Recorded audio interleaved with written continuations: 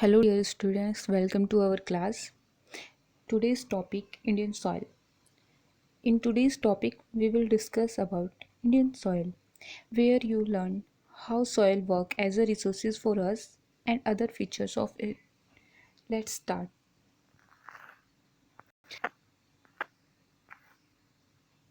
Here is your first question.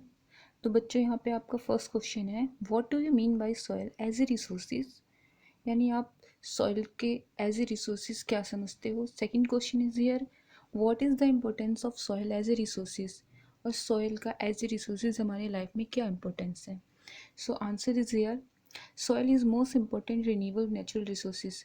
तो बच्चों जैसे कि मैंने पहले क्लास में आपको एक्सप्लेन किया हुआ था कि सॉइल एज ए रिसोर्सेज हमारे लिए वर्क करती है, लेकिन यहाँ पे मेंशन किया हुआ है कि सॉइल हमारे लिए एक मोस्ट इम्पोर्टेंट रिन्यूएबल रिसोर्सेज है. इसका मतलब ये है कि हम सॉइल को एज ए रिन्यू फॉर्म में, यानी हर एक तरीके के फॉर्म में यूज़ करने के बाद इसको रिन्यू कर सकते हैं. ठीक है बच्चों. अब आपके इसके नेक्स्ट पॉइंट देखिएगा, it is the basis for foods, feed, fuel and fibre production. इसका मतलब ये है कि हमारे लाइफ की डेली की बेसिक चीज़ें जैसे फूड, फ्यूल्स और फाइबर से रिलेटेड जितना भी प्रोडक्शन होता है वो हमारे सॉइल्स के थ्रू ही कंप्लीट होता है.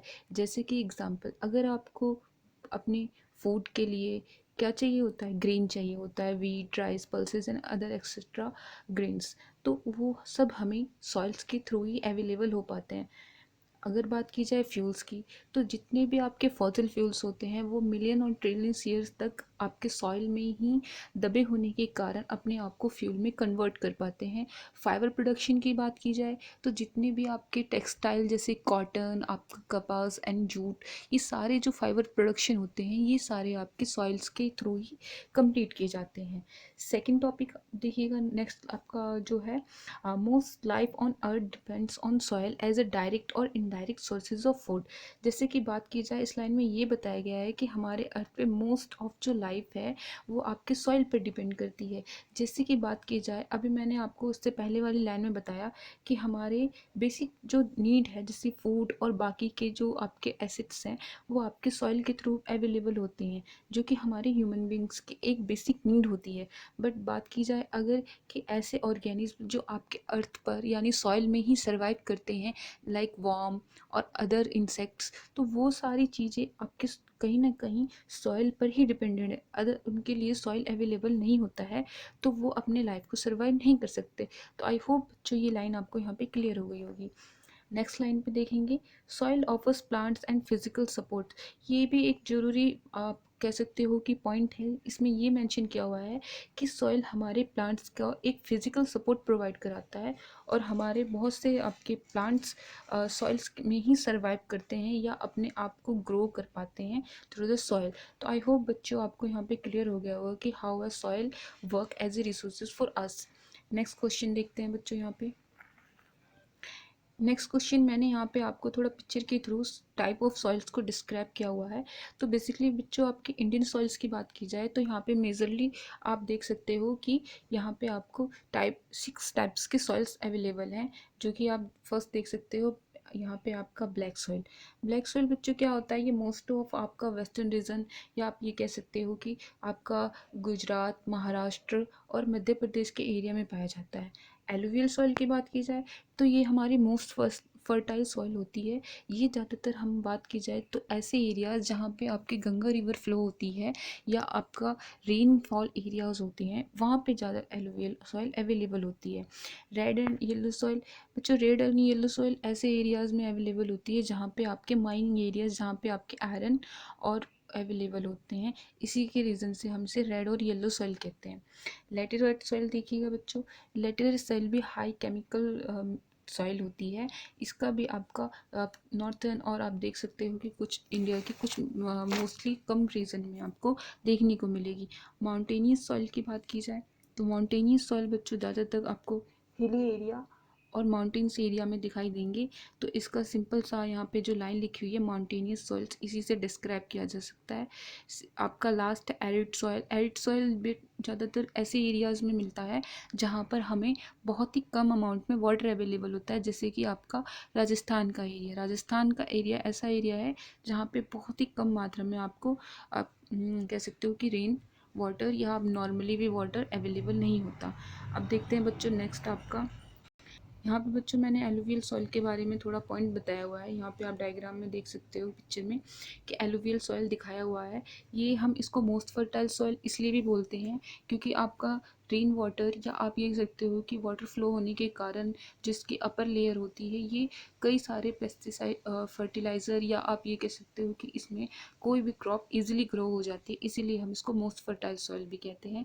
लेकिन अगर बात की जाए टाइप्स ऑफ एलुवियल सॉइल, तो यहाँ पे दो टाइप्स की हमें एलुवियल सॉइल मिलती है, यानी खादर सॉइल और बांगर सॉइल। बेसिकली इनमें एक मेजर डिफरेंस यही होता है कि हम खादर सॉइल्स को आप कह सकते हो कि ये न्यू एलुवियल सॉइल होती है, यानी हमारा वो एलुवियल सॉइल जो अभी रिसेंटली फ्लो ऑफ वाटर के थ्रू नया नया अभी रिफॉर्म हुआ है, उस तरीके के सॉइल्स को हम खादर सॉइल्स कहते हैं। और बांगर सॉइल्स बच्चों ऑब्वियस सी बात है कि जो भी सॉइल हमारी एलुवियल पुरानी हो जाती है और बहुत टाइम पीरियड उसको बीत जाता है, तो उस तरीके की सॉइल्स को हम बांगर सॉइल कहते हैं। तो आई होप बच्चों यहाँ पे आपको एलुवियल सॉइल्स के टाइप क्लियर हो गए होंगे। यहाँ पर हम कुछ देख लेते हैं पॉइंट्स जहाँ पर मैंने बताया हुआ है कि आपके एलुवियल सॉइल्स में किस तरीके की क्रॉप्स को हम ग्रो कर सकते हैं और कहाँ कहाँ के एरिया में हमें एलुवियल सॉइल अवेलेबल है। तो बच्चों आप यहाँ पे देख सकते हो कि एलुवियल सॉइल्स के बारे में मैंने एक पॉइंट लिखा हुआ है, या it is a most fertile soil. इसका मीनिंग मैंने अभी थोड़ी देर पहले बताया आपको कि मोस्ट फर्टाइल सॉइल क्यों कहा जाता है। बिकॉज यहाँ पे रेनफॉल और वाटर फ्लो होने के कारण जो इसकी अपर लेयर होती है, इसमें आप देख सकते हो कि सॉइल का जो अमाउंट है ये बहुत ही अच्छी क्वालिटी का होता है। इस वजह से यहाँ पे कोई भी क्रॉप्स आपकी ईजिली ग्रो हो सकती है, इस वजह से हम इसे मोस्ट फर्टाइल सॉइल कहते हैं। Second point is best suited for agriculture. ये भी इसका एक रीज़न है कि मोस्ट फर्टाइल सॉइल होने के कारण ये एग्रीकल्चर के लिए बहुत ही बेस्ट क्वालिटी की सॉइल होती है। इसलिए हमारे most of grains, wheat, rice और शुगर केन का प्रोडक्शन इसी टाइप्स की सॉइल में होता है, जैसे कि मैंने आपको यहाँ पे दिखाया हुआ है। अब बात की जाए इसके मेजर क्रॉप्स की, तो बच्चों इसके मेजर जो क्रॉप्स हैं वो ज़्यादातर अभी जो मैंने बताया, rice, wheat, sugarcane, jute, maize and other vegetables.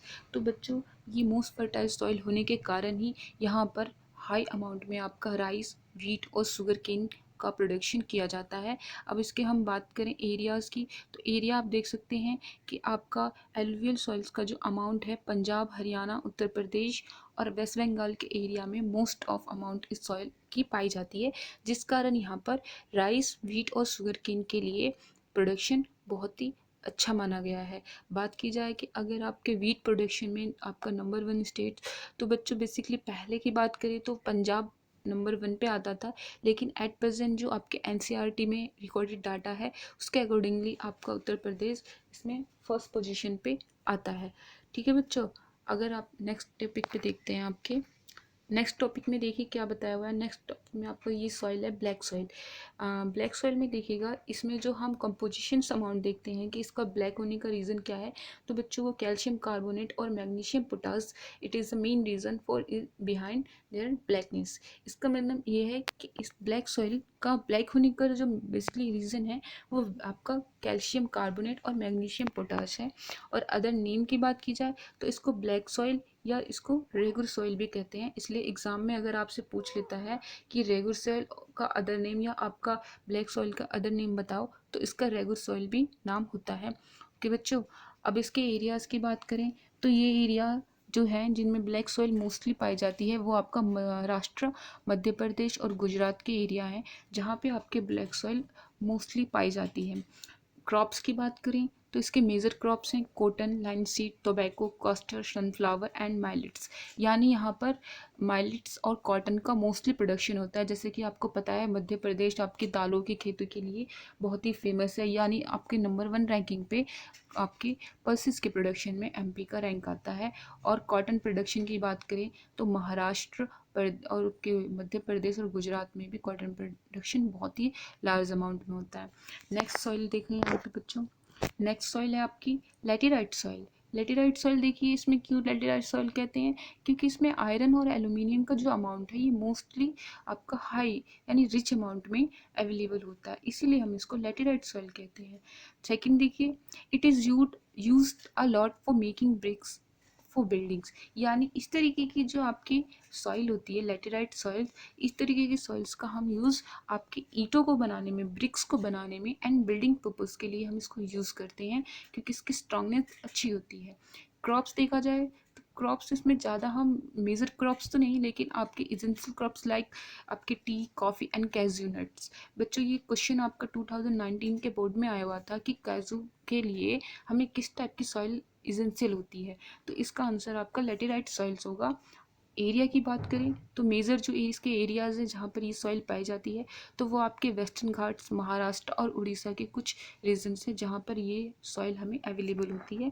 Next देखते हैं बच्चों, नेक्स्ट यहाँ पे सॉइल इरोजन।